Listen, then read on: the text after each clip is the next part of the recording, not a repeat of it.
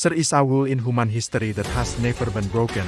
When a persecuted group gains military power and conquers their oppressors, they take revenge.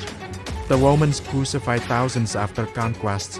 The Mongols massacred entire cities. Even modern armies have committed atrocities against those who wronged them. This is human nature. This is what happens when victims become victors.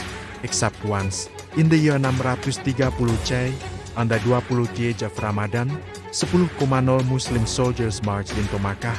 The city that had tortured them, murdered their families, forced them to flee as refugees, and they had total military control, no more resistance, complete surrender, and the Prophet Muhammad, peace be upon him, stood in front of the Quraysh leaders, the same men who had tried to assassinate him, who had starved his followers, who had tortured Bilal with rocks on his chest in the desert soon, who had murdered Sumayyah, the first martyr. And he asked them, what do you think you will do with you? And they said, you are a noble brother, and the son of a noble brother. And the Prophet said, go, you are free, you have no more claim against you. And this is Islam's final truth. Because what happened in Makkah on that day was not just mercy, it was the only example in recorded history where a military victor with absolute power chose zero revenge. And the modern historians cannot explain this. Let me show you the specific context that makes this impossible. The Muslims had been persecuted in Makkah for 13 years. They were beaten publicly, boycotted economically, the children were killed, the property was stolen. They were forced to migrate to Abyssinia, Yendi and Madinah as refugees, and during those 13 years, the Quraysh did not just oppose Islam. They tried to exterminate it. Abu Jahl would put thorns in the Prophet's path. Umayyah ibn Khalaf would torture Bilal in the desert. Abu Lahab would throw garbage on the Prophet while he prayed. They attempted to assassinate the Prophet the night he migrated. They sent armies to destroy the Muslims in Madinah. They fought multiple battles trying to kill every Muslim and after all of this, after 8 years of war, the Muslims returned with 10,000 soldiers, the largest army ever assembled in Arabia at that time, and they had every legal, moral, and military justification for revenge, but instead, the Prophet declared general amnesty. He said, whoever enters Abu Sufyan's house is safe. Whoever closes their door is safe. Whoever enters the Masjid Al-Haram is safe, and the only people executed were 4 individuals who had committed murder or treason during the years of war. Everyone else free, and here is what makes this undeniable. This was not the Prophet being weak or passive. This was strategic genius combined with moral superiority that no more other leader in history has replicated. Because by forgiving his enemies, he turned them into his followers. Abu Sufyan, who had led armies against Muslims, became Muslim.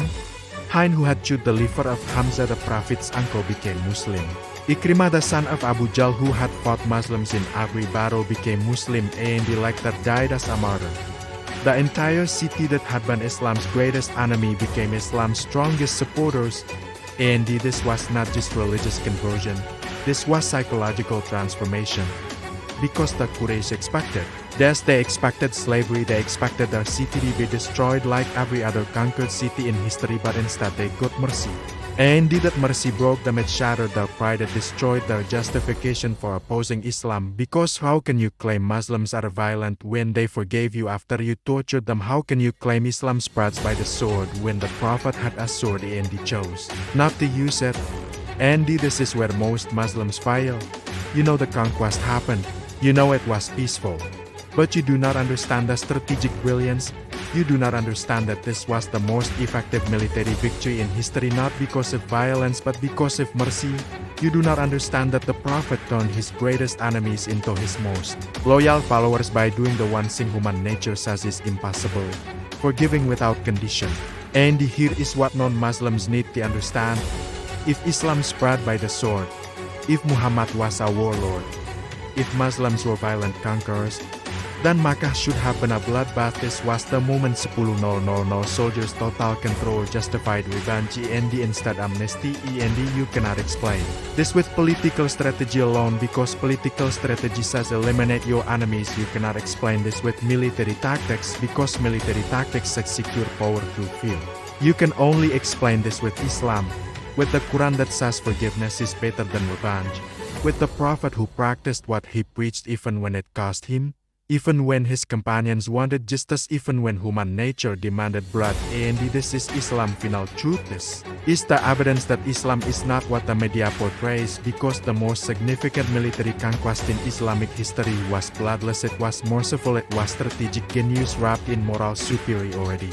And 1,4 years later, historians still study it because nothing like it has happened before or since. And here is the challenge for everyone watching. If you are a Muslim and you cannot explain the conquest of Makkah with specific details, with the amnesty, with the strategic brilliance, with the transformation of enemies into followers, then you are missing the greatest proof of the Prophet's character. And if you are a non-Muslim and you believe Islam spread by violence, then explain Makkah. Explain how the Prophet had total military power and chose forgiveness. Explain how the religion you call violent had the chance for revenge and took mercy instead. Explain how 10,000 soldiers entered a city that had persecuted them for 13 years and not one act of revenge was permitted. You cannot explain it because it defies human nature, it defies military history, it defies everything we know about conquest and the power, and the only explanation is the one Islam gives. This was divine guidance. This was a prophet following God's command to forgive even when everything in him might have wanted justice, and the result was not weakness, it was the strongest victory possible, because the Quraysh, who were Islam's enemies, became Islam's ambassadors. They spread Islam across Arabia with the same passion they had once opposed it. And this is the genius of mercy. It does not just defeat enemies, it transforms them. And 1,4 years later, we still cannot replicate what the Prophet did. Modern nations with all the human rights and the international law still commit atrocities in war, still take revenge, still execute prisoners. But in 630, in a time when mercy was considered weakness, a prophet with 10,000 soldiers chose to forgive the people who had tortured his followers. And this is Islam's final truth. This is evidence that transcends religion. Because even if you do not believe in God, even if you reject Islam, you cannot deny that what happened in Makkah was unprecedented, unique, and impossible to explain with human nature alone. Subscribe if you want more Islamic history that challenges what you think you know. Because this is not storytelling, this is documentation of the only bloodless conquest where the victor forgave everyone. And the documentation proves Islam's final truth has been evident since 630.